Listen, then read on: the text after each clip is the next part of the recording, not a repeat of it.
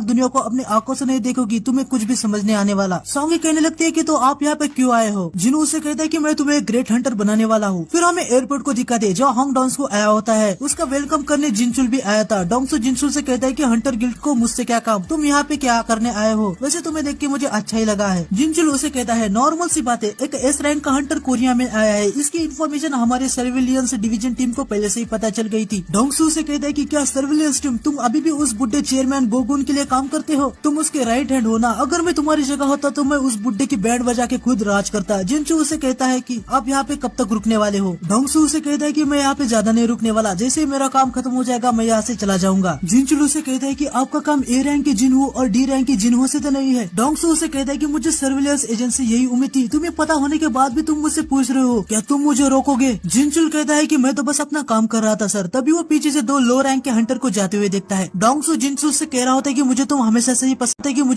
से ही पसंद थे। स्कैवेंजर गिल्ड को ज्वाइन करने के बारे में क्या सोचते हो, हम तुम्हें उस बुड्ढे से अच्छा पे करेंगे। जिनचुल मन में बोल रहा होता है कि हंटर को डोंगसू और उसके बड़े भाई पे पहले से ही शक था। जैसे लिजर्ड अपनी खुद की पूंछ को काटती है वैसे ही इनका बड़ा भाई और ये हंटर्स को मार डालते थे, लेकिन कुछ भी सबूत न मिलने के कारण हम कुछ भी नहीं कर पाए थे। अगली सीन में हम देखते हैं कि जिन्हो सॉन्गी को व्हाइट टाइगर गिल्ड के ट्रेनिंग गेट जो न्यू हंटर्स के लिए है उसके पास लेके आया था, जिसका इंतजाम जिन्हो के रिक्वेस्ट में मिस्टर आहम ने किया था, जो कि व्हाइट गिल्ड टाइगर के सेकंड डिवीजन के चीफ थे। पहले ये सब एक दूसरे को इंट्रोड्यूस कराते हैं। मिस्टर आहम को ई रैंक हंटर सॉन्गी से कुछ ज्यादा एक्सपेक्टेशन नहीं थी, लेकिन तभी उसे याद आता है कि जिन्हो भी तो एक ई रैंक हंटर है, इसलिए वो सीधे अभी कंक्लूजन पे नहीं आता। उसे लग रहा होता है कि जिन्हो व्हाइट टाइगर गिल्ड में इंटरेस्टेड है। मिस्टर आहम बता रहे होते कि इस जगह पे काफी ज्यादा गेट ओपन होते रहते हैं, तो यहाँ पे ज्यादा लोग नहीं रहते, लेकिन आज एक सी रैंक का गेट भी ओपन हुआ है जो इनके लिए अभी फिलहाल के लिए ट्रेनिंग के लिए बेस्ट है। तभी वहाँ पे एक फुल आर्मर में बंदा आता है। वो कहता है कि ऑलरेडी 9 बज चुके हैं, बातें बंद करो और अंदर चलो। जिन्हो कहता है कि ये कौन है। मिस्टर आहम बताते कि ये हमारा न्यू ए रैंक हंटर है, जो कि एक टैंक। हमने आप यहाँ पे आ रहे हैं इसके बारे में उसको बताया तो वो इससे थोड़ा सा नाराज हो गया है। उसको लगता है कि हम किसी ट्रिप पे जा रहे हैं। उसका नाम किम चुल है और वो आज की स्ट्राइक स्क्वाड को लीड करने वाला है। आज की स्ट्राइक स्क्वाड में एक ए रैंक, 7 बी रैंक और 4 सी रैंक के हंटर्स है, जो कि टोटल 12 मेंबर्स है। मैं जानता हूँ कि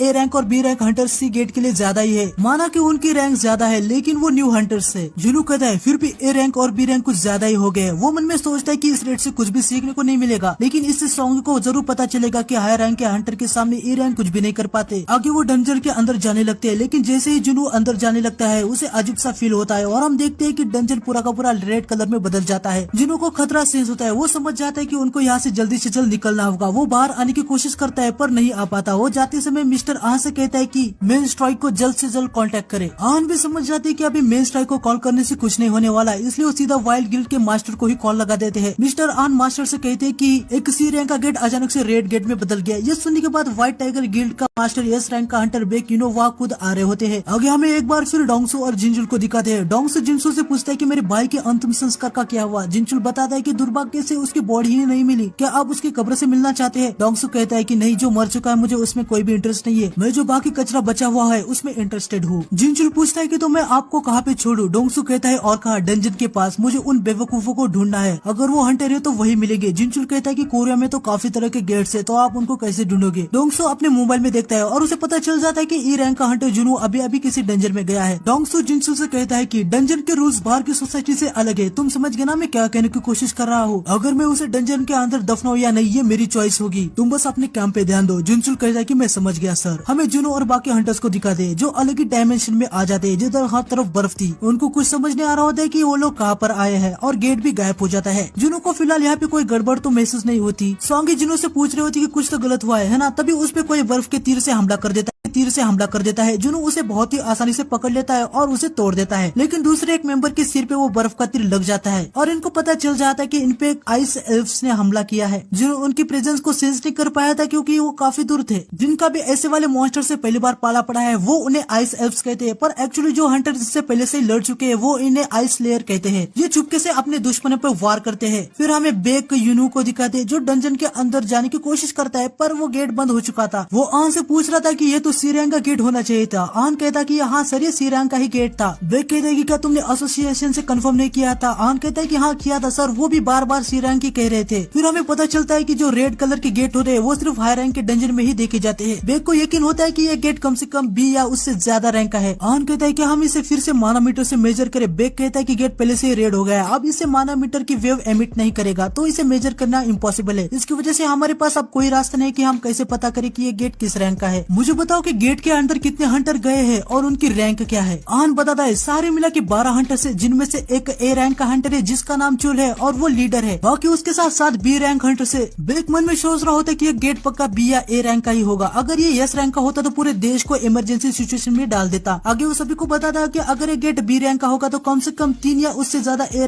रैंक हंटर चाहिए। अगर गेट ए रैंक का होगा तो 1 या उससे ज्यादा एस रैंक हंटर या फिर 10 ए रैंक हंटर होने चाहिए। इसका मतलब ये कि अगर ये गेट ए या फिर उससे ज्यादा रैंक का होगा तो उनके बचने के कोई चांस नहीं है। किस्मत अच्छी हुई तो ए और बी रैंक के कुछ हंटर बच सकते हैं। तभी आन कहता है कि एक और पल्सर गेट के अंदर गए है जिसपे मेरी कुछ दिनों से नजर है। बेक कहता है कि क्या एक हंटर जिसपे तुम नजर रखे हो, कौन है वो, उसकी रैंक क्या है, ए या बी? लेकिन आन अपनी मुंडी हिला के नहीं कहता है। बेक खुशी से कहता है क्या तुम कहना चाहते हो वो एक एस रैंक का हंटर है जो हमारे न्यू हंटर के साथ गया है? आन बेक से कहता है कि नहीं सर वो एक ई रैंक का हंटर है। फिर हमें डंजन के अंदर का सीन दिखाते हैं जहाँ जुनू समझ जाता है कि वो जो एल्फ स्लेयर है ना वो पहले कमजोर हंटर पे वार कर रहे हैं। जुनू मन में कह रहा होता है कि अगर वो यहाँ पे 2 महीने पहले आता तो इनके जो तीर है ना वो उसको लग सकते थे। आगे वो कह रहा होता है कि तुमको तो मैं अपने हाथों से ही मारूंगा। तभी किमचुल कहता है कि तुम लोग में से शायद किसी ने अब तक नोटिस नहीं किया होगा पर फिलहाल हम एक रेड गेट के अंदर है। इसका मतलब है कि कोई भी इस डंजन के अंदर नहीं आ सकता। ये गेट तभी ओपन होगा जब हम सारे मर जाए या फिर डंजन ब्रेक हो जाए। सॉन्गी जुनू से पूछ रही होती कि मिस्टर ये रेड गेट क्या होता है? जुनू बताता है कि ये एक स्पेशल गेट है जो दूसरे डायमेंशन से कनेक्ट है। जिससे कोई इसके अंदर अपना पैर रखता है उसका बाहर वाली दुनिया से कनेक्शन कट हो जाता है। इससे भाग नहीं सकते जब तक डंजन के बॉस को हराना दे या फिर डंजन ब्रेक ना हो जाए। दूसरे शब्दों में मैं कहूँ तो यहाँ पे हम सब अब फंस चुके हैं। तो आज के एपिसोड में इतना